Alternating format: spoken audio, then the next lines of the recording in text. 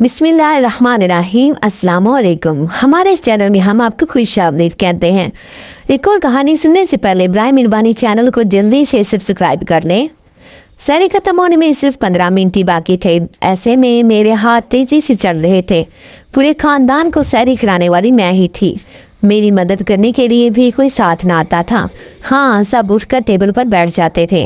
रमज़ान शरीफ के महीने में जहाँ लोगों का एहसास और इन पर रहम करने का हुक्म दिया गया है, मेरे साथ उल्टा मामला हो रहा था। किसी को मेरी ज़ात से कोई गरज ना थी। अक्सर मैं बगैर सहरी के रोज़े रखती, क्योंकि इतना वक्त ही ना बचता था कि बैठ कर 2-4 नवाले रोटी के खा सकूं। सारी सहरी बनाकर टेबल पर सजाई तो ताया ताइन के सारे बच्चे बड़े आराम से सहरी करने लगे, जबकि मैं अभी भी दुआ का आमलेट बना रही थी, क्योंकि वो अपने फेवरेट आमलेट के बगैर नाश्ता ही ना करती थी। उधर मैंने आखिरी पराठा तवे से उतारा और उधर मस्जिद से सायरन बजने की आवाज़ें आने लगी। तो गया आज भी मुझे बगैर सहरी का ही रोज़ा रखना था। मैंने सामने पड़ा पानी का गिलास देखा और इसे उठाकर घटाघट पी लिया। रोटी ना सही, एक गिलास पानी ही पेट में चला जाए ताकि पूरा दिन गुजारा हो जाए। फिर शाम में अफ्तारी में भी तो मुझे ही बनानी थी। सारे बर्तन समेट कर किचन में रखे, धोने लगी और फिर वज़ू करके छत पर बने हुए अपने कमरे में चली आई। कमरा कम कबाड़ खाना ज़्यादा था। अब मुझे यही रहने की आदत हो गई थी। वैसे भी मुझे कोई बर्दाश्त नहीं करता था। हाँ, काम करने वाली नौकरानी से ज़्यादा अहमियत मेरी इस घर में नहीं थी। अभी मैं सहर में नमाज ही पढ़ रही थी जब सामने मौजूद घर की छत की छोटी सी दीवार से झांकता हुआ किसी नौजवान का चेहरा दिखाई दिया। गो के अभी सुबह का उजाला ना फैला था, अंधेरा ही चारों तरफ छाया हुआ था, लेकिन उस नौजवान का चमकता चेहरा बता रहा था कि वो बहुत खूबसूरत शक्ल सूरत का मालिक है। मैं नमाज पढ़ रही थी, लेकिन वो ना जाने क्यों दीवार से झांक झांक कर मुझे देख रहा था। मुझे शिद्दत उमड़ रही थी और खौफ महसूस हुआ, क्योंकि सुबह की तारीकी में मैं अकेली ही तो छत पर थी। सब लोग नमाज पढ़ने की तौफीक ही नहीं करते थे, क्योंकि सहरी करते ही वो दोबारा सो जाते। मैं हैरान होती कि इनका रोज़ा कैसा है, ना नफली इबादत का ख्याल और ना ही फ़र्ज का। वो सिर्फ मारे बंदे ही रोज़ा रखने का एहतमाम करते थे। फिर नमाज पढ़ते ही जो मैंने सलाम फेरा, इसका चेहरा भी गायब हो गया। बैठकर तस्बीहात पढ़ती रही और फिर दुआ मांग कर उठी। इस छोटी दीवार से झांक कर देखा तो दूसरी छत पर गहरा सन्नाटा छाया हुआ था, लेकिन नीचे खौफनाक अंधेरा फैला हुआ था, क्योंकि मैं अच्छी तरह जानती थी कि यह घर कई दिनों से खाली पड़ा है, जहाँ पर कोई भी नहीं रहता था। ये किराए का घर था। देखिए, यह नौजवान कौन है, कहीं ये किराएदार तो नहीं है। ये सोचते सोचते मैं अपने कमरे में आ गई और कुरान पाक की तिलावत करने लगी। तभी मैंने दरवाजे के पास खड़ा हुआ इस किसी का साया देखा था, जैसे कोई बाहर खड़ा मेरी तिलावत सुन रहा हो। फिर एकदम से ही मैंने कुरान पाक बंद करके धक्का रखा और बाहर आ गई, लेकिन सेन में कोई भी नहीं था। अभी सेन के बीचों बीच परेशान सूरत लिए खड़ी थी कि किसी ने मेरे कान में सरगोशी की, ज़रा यहाँ आओ। मेरे पूरे वजूद में सनसनाहट दौड़ गई। क्यों? कोई तो मेरे आसपास मौजूद है जो बार बार मुझे अपनी मौजूदगी का एहसास दिला रहा है। शदीद परेशान चेहरा लिए मैं कमरे में वापस आकर लेट गई थी। ये अकेलापन और तन्हाई मुझे मेरी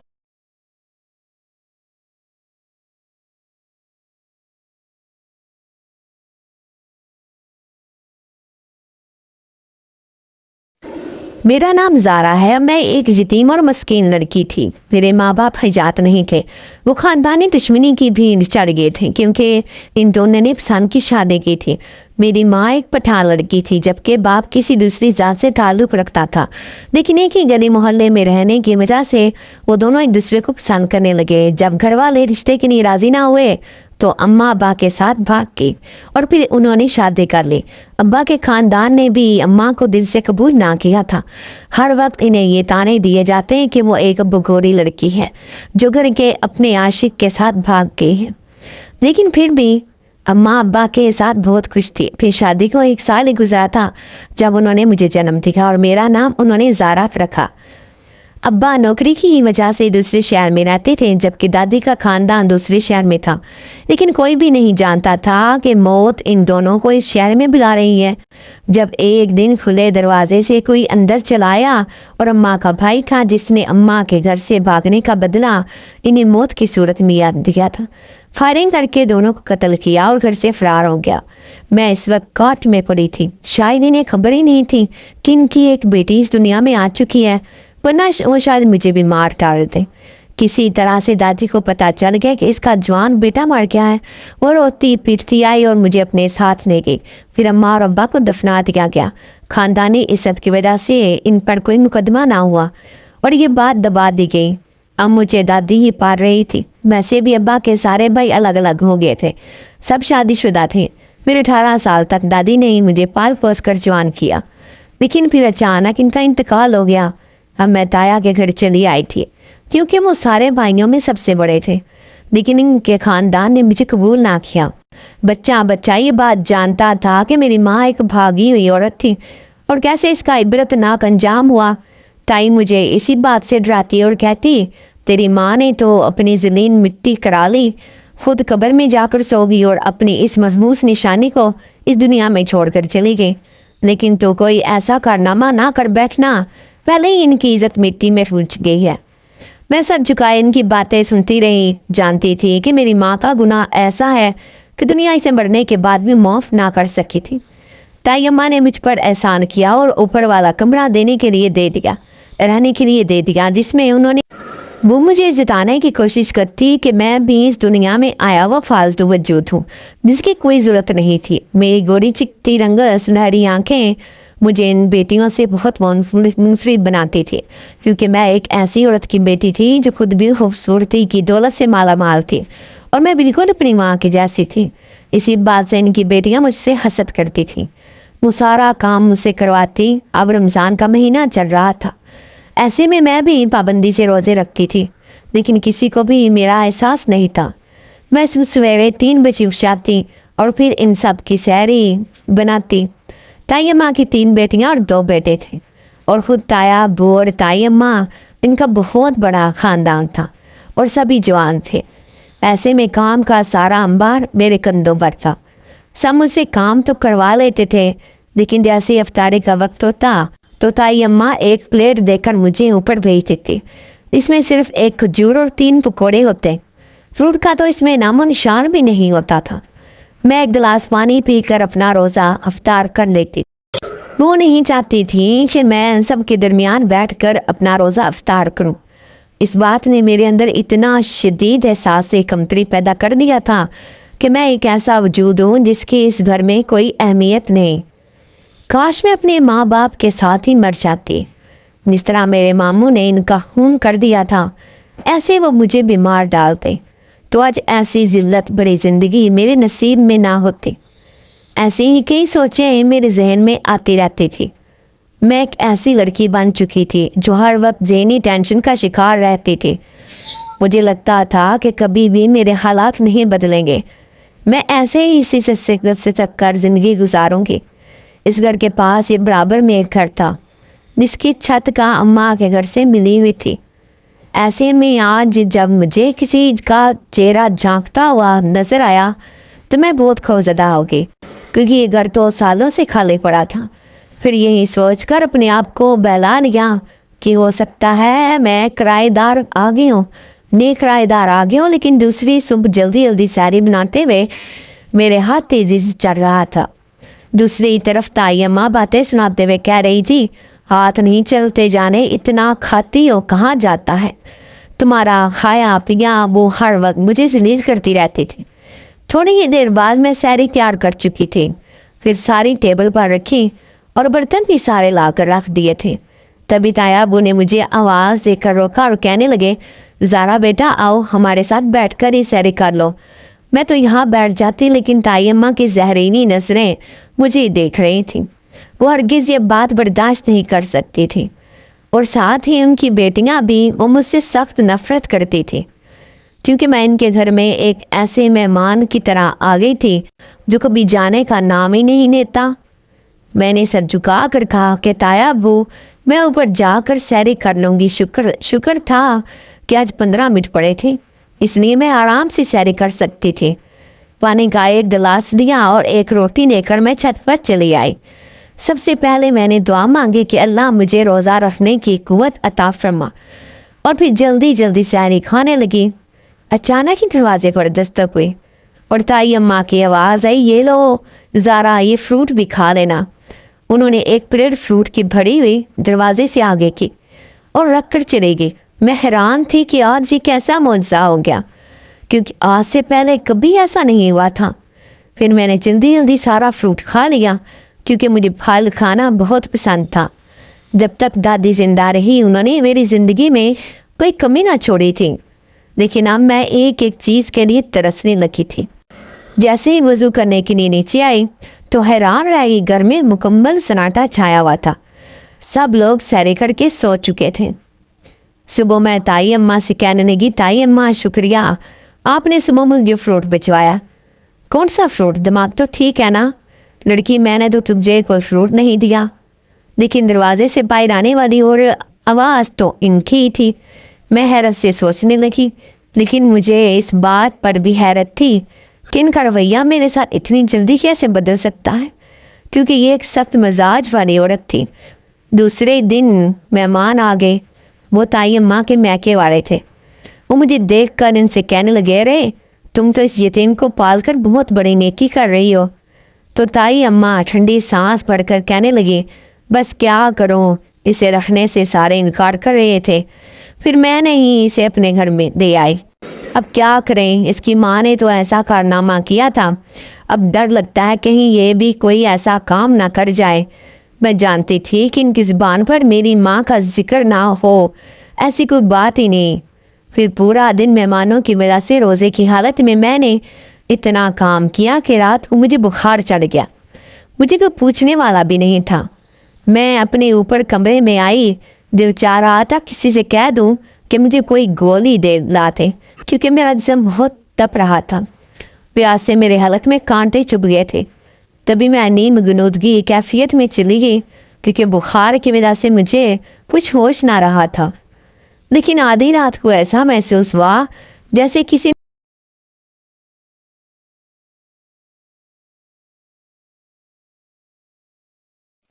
मैं बुखार की हालत में भी सुकून महसूस कर रही थी।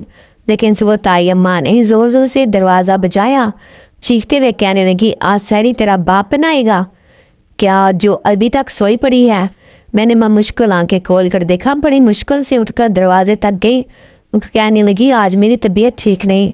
तो वो गुस्से से कहने लगी, हाँ बस तुझे हड हरामे का मौका चाहिए। देख सारे नीचे तेरा इंतज़ार कर रहे हैं और तू यहाँ जो बीमारी का नाटक कर रही है। मेरी आंखों से मुसलसल आंसू बह रहे थे। मैं ऐसे ही हालत में उठी और जल्दी जल्दी सहरी बनाने लगी। लेकिन जब तक मेरी बारी आई रोज़ा बंद हो चुका था। ऐसे लग रहा था जैसे मैं अभी गिर जाऊंगी, क्योंकि मेरे जिस्म में इतनी भी सिक्कत ना थी कि मैं खड़ी हो पाती। ऐसे ही टूटी फूटी हालत में मैं मुश्किल कमरे तक आई। नमाज भी ना पढ़ी, क्योंकि इतनी हिम्मत थी ना रही। मैं आंखें बंद करके रो रही थी। जब ऐसे लगा किसी ने मेरे आंसू साफ किए। मैं तकलीफ से कराह रही थी जब दरवाजे पर किसी ने दस्तक दी थी। कोई दरवाज़ा खोलकर अंदर आया था। उसके वजूद की खुशबू चारों तरफ फैल गई थी।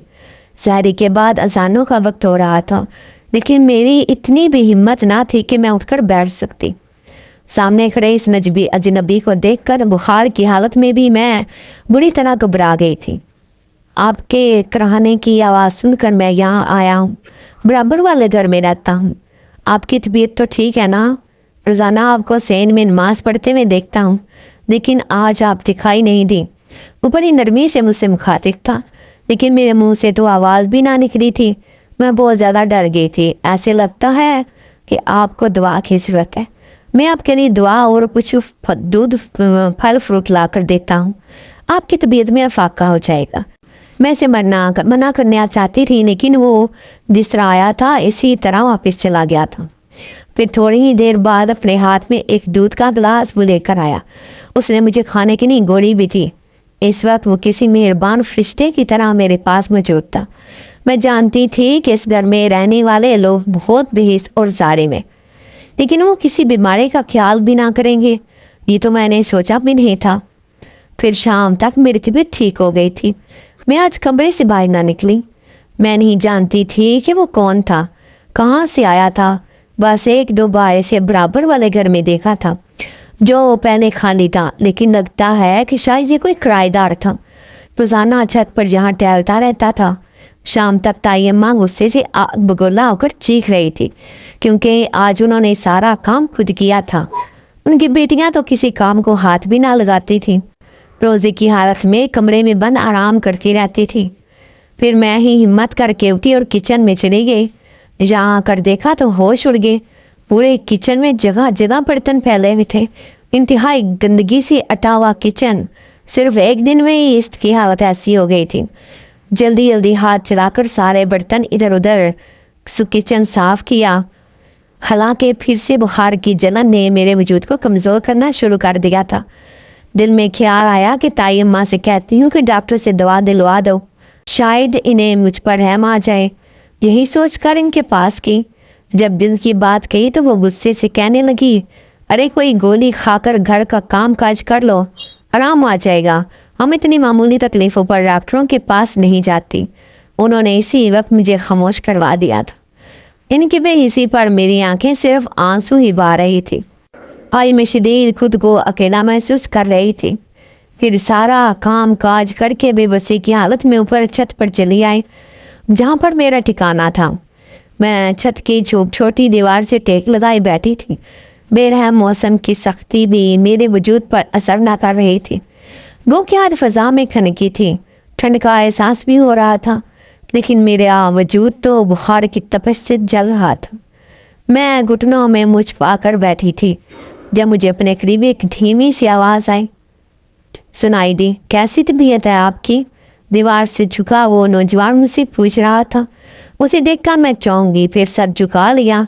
किसी ने तो कल मुझे दवाई दी थी, इसी ने, लेकिन मेरी तबीयत में फाका नहीं हुआ था, इसलिए मैं दिल से खिस्ता हो गई थी। मैं आपके लिए दवा लेकर आया हूँ। उसने कांच की बोतल मेरी तरफ बढ़ाई थी, जिसमें कोई लाल सा शरबत था। ये क्या है? मैं हैरत से इससे पूछने लगी। ये बुखार की दवा है, आप इसे पी लें, जल्दी अपनी तबीयत में बेहतरी महसूस करेंगी। बहुत बहुत शुक्रिया आपका। मेरी आवाज़ में ममनूनियत थी।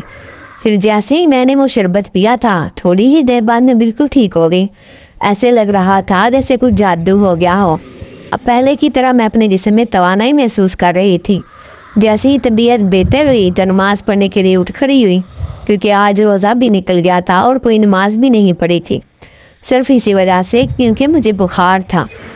जैसे ही नमाज पढ़ने लगी, ऐसे लगा जैसे कोई सामने साया सा खड़ा हो, मुझे देख रहा हो। फिर इस साये को बाकायदा मैंने चलता हुआ महसूस किया था। मैं नमाज की हालत में थी, इसलिए मेरे वजूद में एक सनसनी सी दौड़ने लगी। जल्दी से सलाम फेर कर इधर उधर देखा। किसी की चमकती हुई आंखें दीवार के उस पार से मुझे देख रही थी। मैंने जैसे ही झांक कर देखा तो हैरान रह गई। ये तो वही नौजवान था जो मुझे चोरी छुपे नमाज पढ़ते हुए देख रहा था। मैं इसकी इस हरकत पर हैरान रह गई तो मुआज़रत भरे लहजे में कहने लगा, कर आपकी तबीयत बहुत ख़राब थी, इसलिए मैं आपको देखने आया था, लेकिन आपको आज अच्छी हालत में देखकर बहुत खुशी हुई है। इसकी बात पर मैं मुस्कुरा दी थी। दिल में डर भी था कि कहीं कोई मुझे इससे बात करता हुआ ना देख ले। फिर मैं इसे कहने लगी कि आप इस घर में रहते हैं? पहले तो ये घर खाली था, तो वो सारे इलाते में कहने लगा, हाँ मैं बहुत दूर गांव से आया हूँ उमाने के लिए, यहाँ इस शहर में आया था, इसलिए अकेला रहता हूँ। आपको कोई भी मुझसे काम है तो बिला झिझक बता दीजिएगा। ये क्या था, वो सीढ़ियों से नीचे चला गया, लेकिन मैं इसके वजूद की खुशबू अपने आसपास महसूस कर रही थी। अब दिन भर काम काज करती, लेकिन ज़रा भी थकन महसूस ना होती थी। मेरे चेहरे पर मुस्कुराहट रहने लगी थी।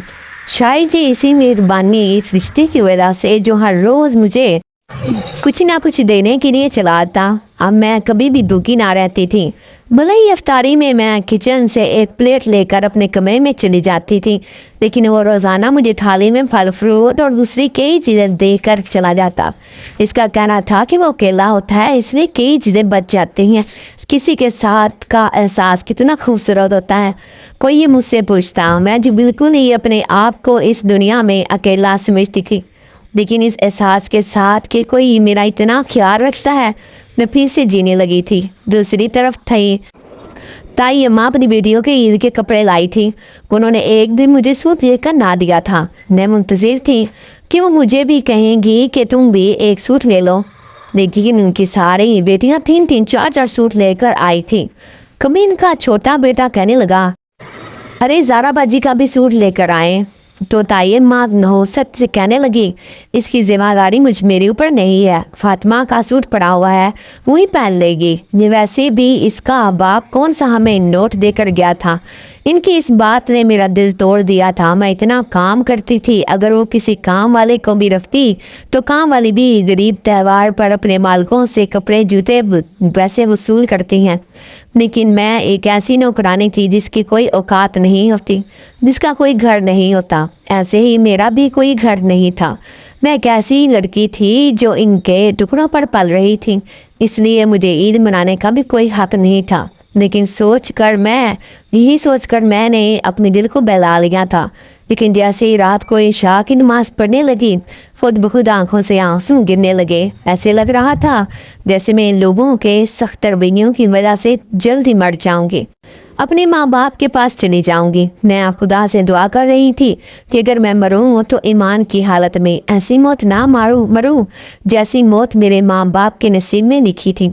इन्हें तो बेदर्दी से कत्ल कर दिया गया था, सिर्फ इस जुर्म की वजह से कि उन्होंने पसंद की शादी की थी। मैं दीवार से टेक लगाए घुटनों में मुझ पाकर रो रही थी। तभी वही खुशबू मेरे आसपास फैली थी। जैसे ही मैंने सर उठाकर देखा तो सामने पुरशोक नज़रों से खड़ा वही नौजवान मुझे देख रहा था। मैं इसकी नज़रों से घबरा गई, लेकिन इसके हाथ में एक बड़ा सा थैला था जिसमें ना जाने क्या था। तभी इसने वो मुझे पकड़ाया और कहने लगा, मैं आपको तोहफा देने आया था। इसकी बात पर मैं बुरी तरह घबरा गई। तो वो मुस्कुराते हुए कहने लगा, अपनों का एहसास क्या किया जाता है, मैं तो आपको अपनी दोस्त समझता हूँ, इसलिए ये तोहफा लेकर आया हूँ। लेकिन आपने ये सब क्यों किया? कोई देख लेगा तो मेरी ज़िंदगी और मुश्किल में आ जाएगी। हालांकि मैं इसे यहाँ से जाने का कह देना चाहती थी, लेकिन मेरी हिम्मत ना हुई। एक यही तो एहसास बाकी बचा था कि ये मेरा इतना ख्याल करता है, वरना तो मेरे अंदर से सारे एहसासात मर चुके थे। लेकिन वो मुझे ज़बरदस्ती ये थैला देकर चला गया जिसमें ना जाने क्या था। जैसे ही मैंने इसे खोल कर देखा तो हैरान रह गई। इसमें खूबसूरत नीले रंग का जोड़ा रखा था जो मेरी सोच से भी ज़्यादा हसीन था। इनके आगे तो वो कपड़े भी कुछ ना थे जो ताई अम्मा अपनी बेटियों के लिए लेकर आई थी। कैसे वो मेरी हर ख्वाहिश जान लेता था। अब भी मैंने इसका शुक्रिया अदा करने के लिए पलट कर इसे देखा, लेकिन वो वहाँ से जा चुका था। ईद का जोड़ा बन गया था। बगैर माँ बाप के इस दुनिया में ज़िंदगी गुजारना कितना मुश्किल है। कोई मुझसे पूछता, सारी ज़िंदगी तो दादी ने अपने बेटे की निशानी समझकर मेरा ख्याल रखा था, लेकिन अब इनके मरने के बाद मेरी ज़ात रेजा रेजा बनकर बिखर गई थी। ऐसे में इसका साथ पाकर तो मैं जैसे फिर से जी उठी थी। फिर ईद आई और सब एक दूसरे को मुबारकबाद देने लगे। जैसे ही मैं ईद का जोड़ा पहनकर नीचे गई तो ताई की बेटियों की आंखें फटी रह गईं। वो हैरान थी कि मेरे पास इतना कीमती लिबास कहाँ से आया। तभी ताई की आंखों में हसद की झलक साफ दिखाई दी। उन्होंने मुझे बाजू से पकड़ा और झिंझोड़ते हुए कहने लगी, कौन से यार से चक्कर चला रखा है तुमने? इतने कीमती सूट हासिल करती है, सच बता ये सूट तेरे पास कहाँ से आया? मुझे अपने बाजू में बहुत तकलीफ़ महसूस हो रही थी, लेकिन मेरे लबों ने मेरा साथ ना दिया। मैं बिल्कुल खामोश थी। कैसे बताती कि सच में ही वो मेरा दोस्त है जिसने मुझे असल सूट दिया है, लेकिन वो बहुत मेहरबान है। इसकी आंखों में मेरी लिए पाकीज़गी है। मैंने किसी को भी कुछ ना कहा। उन्होंने ना जाने ताया अब्बू से क्या झूठी सच्ची लगाकर बातें कही कि दूसरे दिन ही उन्होंने मुझे अपने पास बुला लिया और कहने लगे कि मैं नहीं चाहता कि तू अपनी माँ की तरह मुँह काला करके यहाँ से भाग जाए, इसलिए जल्द तेरी रुखसती का कोई बंदोबस्त करता हूँ। उनकी इस बात पर मेरा खून खुश्क हो गया था। ईद का पूरा दिन मेरा ऐसे ही उदास गुजरा। बार बार मुझे रोना आ रहा था। जैसे ही रात को मैं ऊपर छत पर बैठी रो रही थी तब वो मेरे सामने आ गया। आज तो इसकी साजिश देखने वाली थी। ऐसे लग रहा था जैसे इसने अपनी तैयारी का खास एहतमाम किया हो। मैंने इसे देखकर मुँह फेर दिया और धीमे लहजे में कहने लगी, यहाँ ना आया करो, क्योंकि मेरी ज़िंदगी बहुत मुश्किल में है। तुमने मुझे ये सूट तोहफे में दिया, लेकिन इसकी वजह से आज पूरा दिन मेरा बहुत बुरा गुजरा। उसने मुझे मुस्कुराते हुए देखा और कहने लगा, मैं जल्दी तुम्हें यहाँ से ले जाऊँगा, फिर ज़िंदगी की सारी तकलीफ़ों से तुम्हें छुटकारा मिल जाएगा। کیا مطلب ہے تمہارا؟ اس کی بات پر میرا دل دھڑکنے لگا۔ کیا تم اسے شادی کرو گی؟ اس کی اس بات نے میرے ہوش اڑا دیے تھے۔ کیا تم سچ میں ہی مجھ سے شادی کرو گے؟ اب میں نے اس سے پوچھا تھا اگر زندگی گزارنی تھی تو ایک حسین ہم سفر کا ساتھ تو ہر لڑکی چاہتی ہے۔ میری آنکھیں بھی اس کا ساتھ پانے کی خواہش کرنے لگی تھی۔ پھر وہ کہنے لگا ٹھیک ہے، میں جلدی گاؤں سے اپنی اماں کو لے کر آؤں گا تمہارے رشتے کے لیے، پھر تم مجھ سے شادی کر لینا۔ نہ جانے میری تایا ابو ہاں کریں گے یا نہیں۔ تو لاپرواہی سے کہنے لگا بس مجھے تمہاری رضامندی کی ضرورت تھی، اس کے بعد مجھے کسی کی پرواہ نہیں، میرا انتظار کرنا، میں ضرور تمہیں لینے کے لیے آؤں گا۔ جی کہہ کر وہ میرے سامنے سے چلا گیا، لیکن مجھے خوابوں کے ایسے راستے پر چھوڑ کر جس کی کوئی منزل نہیں ہوتی۔ میں ہر روز اس کا انتظار کرتی، لیکن اس دن کے بعد سے وہ میرے سامنے نہیں آیا تھا۔ جھانک جھانک کر اس گھر میں دیکھتی، لیکن وہاں پر چھایا سناٹا میری روح کو چرنی کر دیتا۔ اب میں ہر وقت اداس رہنے لگی تھی، لیکن ایک دن غضب ہو گیا جب تائی اماں کا آوارہ بھائی اس گھر میں رہنے آیا۔ مجھے وہ آدمی زہر لگتا تھا، کیونکہ نشے میں ڈوبی اس کی نگاہیں مجھے دیکھتی رہتی تھی، کہیں مجھے اکیلے پا کر وہ میرے ساتھ کچھ غلط حرکت نہ کر لے۔ یہی سوچ کر ایک دن میں نے تایا ابو سے کہا کہ میں نیچے رہنا چاہتی ہوں، اوپر اکیلے مجھے ڈر لگتا ہے۔ تائی اماں حقارت سے کہنے لگی اتنے دن سے تو وہاں پڑی ہے، جب تجھے ڈر نہیں لگا، اب کیا موت آئی ہے؟ پھر انہوں نے بتایا ابو کے کان میں کوئی سرگوشی کی تھی کہ ابو نے اس بات میں سر ہلا دیا تھا۔ نہ جانے ان کے ماں بہن کیا گفتگو ہوئی تھی، لیکن پھر دوسرے دن مجھ پر قیامت ٹوٹ پڑی جب تایا ابو کہنے لگی کہ میں بشیر سے تمہارا نکاح کر رہا ہوں۔ وہ تائی اماں کے بھائی تھے، لیکن سوتیلے۔ میں سوچ بھی نہ سکتی تھی کہ وہ میرے ساتھ اتنا برا بھی کر سکتے ہیں۔ میری آنکھوں میں بے یقینی تھی۔ میں نے ان کے سامنے ہاتھ جوڑتی اور کہنے لگی تایا ابو مجھ پر رحم کریں، آپ بھلے کسی سے بھی میری شادی کر دیں، لیکن میں اس آدمی سے ہرگز شادی نہیں کروں گی۔ وہ عمر میں بھی مجھ سے دگنا تھے، اور ایک نشئی آدمی سے میری شادی کر کے آپ کیوں میری زندگی برباد کرنا چاہتے ہیں؟ میرے بلک بلک کر رونے پر بھی وہ خاموش ہو گئے تھے، لیکن اگلے دن میرے لیے وہ بہت حسین ثابت ہوا تھا جب دروازہ کھول کر ایک عورت اندر آئی، پھر میرے پاس آ کر کہنے لگی میں تمہارا رشتہ لینے آئی ہوں، اسی نے مجھے بھیجا ہے، میں اس کی ماں ہوں۔ میں ڈر رہی تھی کہ اس رشتے کے لیے ہاں نہیں ہوگی، لیکن تایا ابو کہنے لگے اس کا تو رشتہ ہم نے طے کر دیا ہے، اب میری دوسری بیٹی کا رشتہ لے جائیں، آپ کا بیٹا بہت خوبصورت ہے۔ یہ سن کر تو میرا دل ٹوٹ گیا تھا۔ عورت جس خاموشی سے آئی تھی اسی خاموشی سے واپس چلی گئی، اسے نہ ہاں میں جواب دیا اور نہ ہی نہ میں، لیکن پیچھے تائی اماں مجھ پر برس رہی تھی۔ اوہو، چوری چھپے اس کرائے دار سے چکر چلاتی رہی اور ہمیں خبر بھی نہ ہوئی۔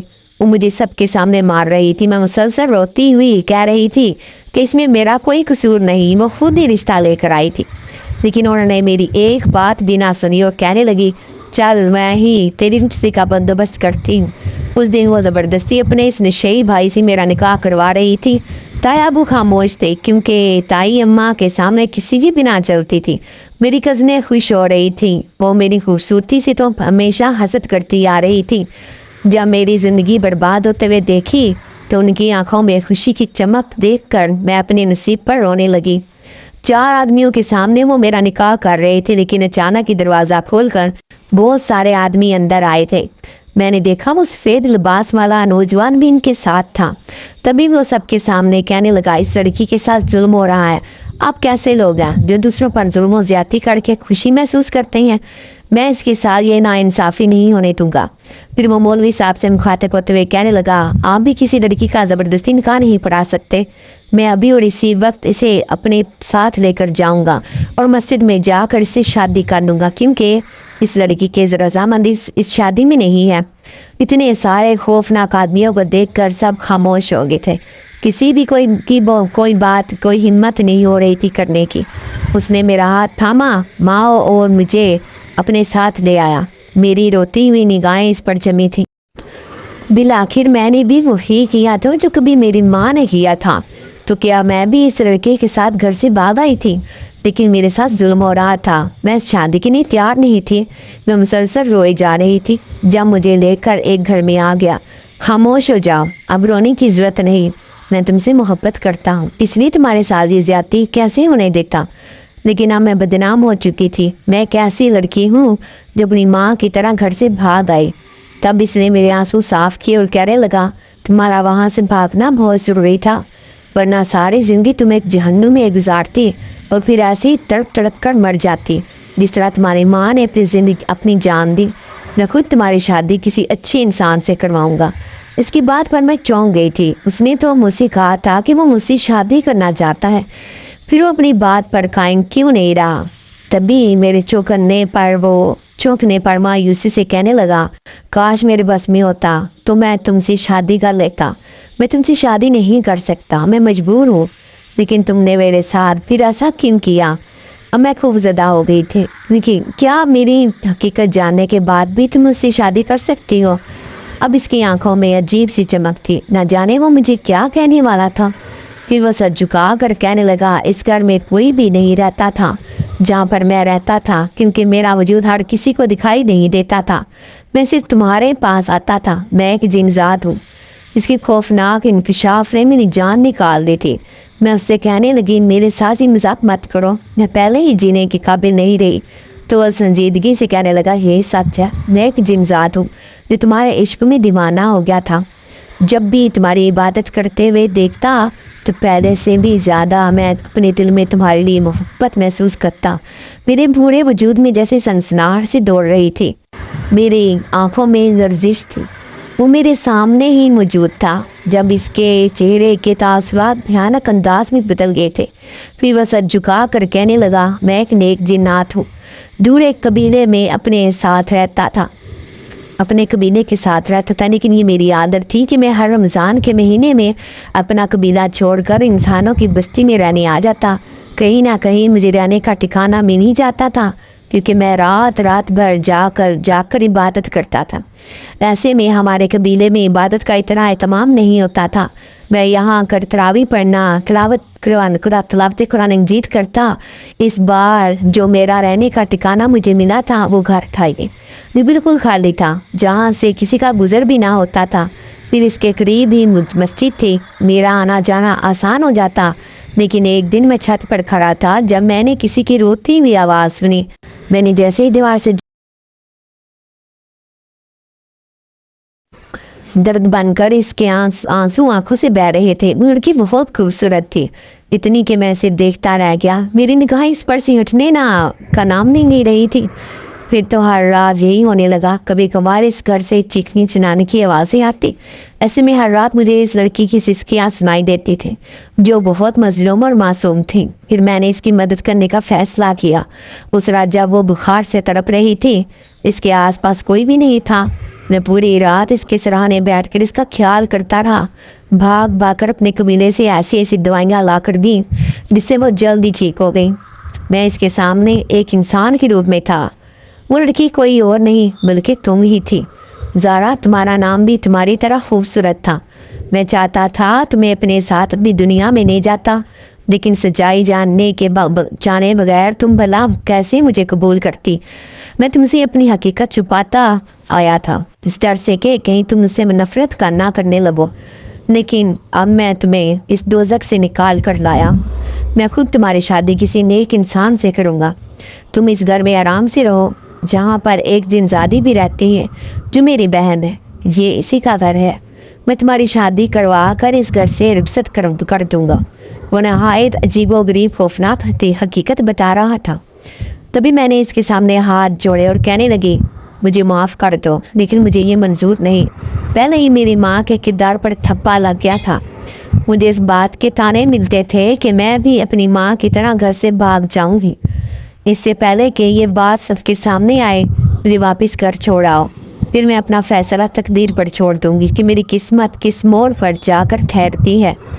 मेरी बात पर वो हैरान रह गया था। फिर मुझे समझाते हुए कहने लगा, देखो, ऐसा ना करो, वो लोग बहुत जालिम और बेहिस हैं, तुम्हारी ज़िंदगी बर्बाद कर देंगे। लेकिन मैंने एक ही ज़िद की कि मैं वापस घर जाना चाहती हूँ। जैसे ही मैं वापस आई, ताई अम्मा ने मार कर मेरी हालत बुरी कर दी। वो सब के सामने मुझे मार पीट रही थी। कहने लगी, बदनामी का ढेर, तू वापस क्यों आई? ताया अब्बू कहने लगे, अब तो सारे लोग भी वापस चले गए, लेकिन अब मेरे घर में तुम्हारी कोई जगह नहीं। तब मैं इन्हें कहने लगी कि ताया अबू एक बार आप हकीकत जान लो, इसके बाद जो भी फैसला होगा मुझे मंजूर है। ताया अबू कहने लगी कैसी हकीकत? तो मैं इनसे कहने लगी कि जो मुझे निकाह के वक्त लेने आया था वो इंसान नहीं बल्कि एक जिनजात था।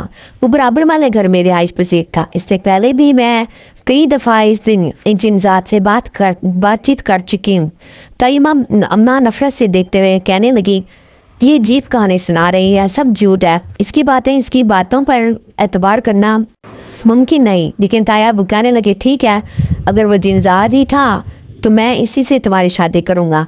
इस बात में मुझे शदीद हैरत में मुब्तला कर दिया था। वो भला मेरे साथ ऐसा कैसे कर सकते थे? फिर वो कहने लगे अगर अपनी बात सच साबित करनी है तो इस जिनजात को अभी हासिल करो। मैं अभी देखना चाहता हूँ कि तुम ये मन घड़त का कहानी सुना रही हो या इसमें कोई सच्चाई है। अब मैं बुरी तरह परेशान होंगी क्योंकि जिनजात का वजूद मुझे कहीं भी दिखाई नहीं दे रहा था। लेकिन अगर इस वक्त वो इनके सामने नहीं आता तो यकीनन ये सब कहते कि मैंने इनसे ये झूठी कहानी सुनाई है। लेकिन देखते ही देखते अचानक किचन से ढेरों बर्तन के गिरने की आवाज़ सुनाई देने लगी। ताया अबू के साथ साथ सबकी हालत बुरी हो गई। सब कहने लगी ये आवाज़ें कैसी हैं? फिर अचानक ही कमरों के दरवाजे बजने लगे। तभी कमरे में जैसे धुआं सा भरा और किसी ने अपने आप को जाहिर किया। वो कोई और नहीं बल्कि वही जिनजात था। फिर वो अपनी भारी आवाज़ में कहने लगा अगर किसी ने भी इस लड़की के साथ कुछ गलत करने की कोशिश की तो मैं तुम सबको बर्बाद कर दूंगा। मैं एक नेक जिन्नात हूँ, किसी को तंग नहीं करता, लेकिन ये लड़की बहुत मजलूम है और मेरे लिए बहुत ख़ास। इसलिए कभी भी इसके लिए कुछ बुरा ना सोचना वरना तुम सबकी ज़िंदगी तबाह बर्बाद हो जाएगी। इसकी इस खौफनाक आवाज़ में सबके होश उड़ा दिए थे। मेरी नज़रें भी इसी जिनजात को तलाश करने की कोशिश कर रही थी। वो सामने एक हेले की माँ दिखाई दे रहा था। तभी ताया अबू फौजदा लहजे में कहने लगे तुम क्या चाहते हो? हम सब कुछ करने के लिए तैयार हैं। कभी वो जिनजात कहने लगा सिर्फ इस लड़की की खुशियाँ। ताया अबू इसके सामने हाथ जोड़ते हुए कहने लगे मैं तुमसे वादा करता हूँ कि मैं आज के बाद इसके साथ कोई नाइंसाफ़ी नहीं होने दूंगा और इसी ज़िंदगी में किसी चीज़ की कमी नहीं होगी। ठीक है, फिर मैं यहाँ से जा रहा हूँ, लेकिन याद रखना इसके साथ मैं हूँ और मेरी ताकत से यहाँ कोई वाकिफ़ नहीं। जिस दिन मुझे गुस्सा आया तो ये पूरा घर बर्बाद हो जाएगा। इस लड़की की ज़िंदगी बर्बाद नहीं होनी चाहिए। किसी में मेरी खुशी है। ये कहकर वो यहाँ से गायब हो गया था। इसकी सबकी आंखों में दहशत थी। ताया अबू और तायमी भी शर्मिंदा से ज़मीन में नज़रें झुकाए खड़े थे, जबकि मेरी तो हालत बुरी हो रही थी। मैं अपने अंजाम का सोच रही थी, ना जाने ये मेरे साथ क्या सलूक करने वाले थे। लेकिन अचानक ही ताई अम्मा ने मेरे सामने हाथ जोड़े और कहने लगी ज़रा बेटा मुझे माफ़ कर दो। मैंने हमेशा तुम्हें एक कचरे का ढेर समझकर तुम्हें कोई कभी इज़्ज़त नहीं दी। हमेशा ही एक फालतू वजूद समझती रही, ये जानते हुए भी कि इंसान को बनाने वाली अल्लाह की ज़ात है, तो चाहे वो जैसे ढाल दे। अगर तुम्हारे नसीब में बाप की यतीमी नहीं की थी तो इसमें तुम्हारा कोई कसूर नहीं था। मैंने सच में ही तुम्हें बर्बाद करने में कोई कसर नहीं छोड़ी। अगर वो जिनजात तुम्हारे साथ ना होता तो शायद मैं अपने निशई भाई से तुम्हारा ज़बरदस्ती निकाह करके हमेशा के लिए तुम्हारी ज़िंदगी बर्बाद कर देती। फिर ताया वो कहने लगे सारा कसूर मेरा है। तुम्हारे लिए तो ये पराई थी, लेकिन मेरी तो ये सकी भतीजी थी, मेरे मरे हुए भाई की निशानी। लेकिन मैंने कभी इस पर एक मोहब्बत बड़ी निगाह ना डाली थी, ना ही कभी इसके सर पर हाथ रखा। ये समझ करके इसे भी माँ बाप के प्यार की ज़रूरत होगी। मुझे माफ़ कर दो मेरी बेटी। उन्होंने भी मेरे सामने हाथ जोड़ दिए थे। मैं हैरान थी कि अचानक से ये काया कैसे पलट गई। क्या ये सब इस जिनजात की वजह से हुआ था? लेकिन मैंने इन सब को माफ़ कर दिया। मुझसे भी इतना ही काम लिया जाता जितना वो अपनी बेटियों से लेती थी। फिर ताया अबू मेरे लिए रिश्ता तलाश करने लगे। उन्होंने सबके सामने कहा कि वो अपनी बेटियों से पहले मेरी शादी करेंगी, क्योंकि मेरी ज़िंदगी बहुत अजाब में गुजर रही थी। लेकिन अब कदरें मैं पुरसुकून हो गई थी। तभी ताई अम्मा एक दिन कहने लगी तुम भी नीचे शिफ्ट हो जाओ, आखिर कब तक अकेली और ऊपर पड़ी रहोगी। अब वो मेरा एहसास करने लगी थी, लेकिन मेरी आंखों में किसी का इंतज़ार था। मैं चाहती थी कि वो कभी मेरे सामने आए। मैं इसका शुक्रिया अदा करना चाहती थी जिसने मेरी ज़िंदगी बदल कर रख दी थी। अम्मा से कहने लगी, ताई अम्मा से कहने लगी, अब मैं शादी करके ही यहाँ से रुखसत होगी। इस कमरे से मुझे प्यार है। वो मेरे दिल की बात नहीं जानती थी कि मेरे दिल में किसी और के लिए किस कदर गहरी जगह बन गई थी। ये जानते हुए भी कि वो एक जिनजादा है। ये मेरा रिश्ता तय कर दिया एक मोअज़्ज़ज़ घराने में जिसका बेटा बहुत पढ़ा लिखा और खूबसूरत था। लेकिन मेरी आंखें तो अभी भी इसी का इंतज़ार कर रही थी। मैं इसका शुक्रिया अदा किए बगैर कैसी शादी कर सकती थी। फिर उस रात मैंने पूरे दिल से इसे याद किया। मैं चाहती थी कि वह एक बार मेरे सामने आ जाए। उस रात मैं अपने कमरे में सो रही थी जब मुझे किसी की धीमी सी खरगोशी सुनाई दी, जैसे कोई मेरा नाम लेकर पुकार रहा हो। जैसे ही मैंने आंखें खोल कर देखा तो वो जिन्नात मेरे सामने खड़ा था। मैं इसे देखकर खुश हो गई। फिर इसे कहने लगी, उस दिन तुमने मुझे हिला कर रख दिया। मुझे ऐसे लग रहा था जैसे कोई भी मुझे माफ़ नहीं करेगा, मेरी ज़िंदगी वो मुश्किल में हो जाएगी। लेकिन अचानक सबके दिन कैसे बदल गए, मैं इस बात पर हैरान थी। तो वो जिन्नात मुस्कुराते हुए कहने लगा कि इन सबको अपनी गलती का एहसास हो गया। मेरे लिए यही बहुत है। शायद मेरा खौफनाक वजूद देखकर शायद ये सब दहशत ज़दा हो गए थे। ये सोच रहे थे कि कहीं मैं इनकी बर्बादी की वजह ना बन जाऊं।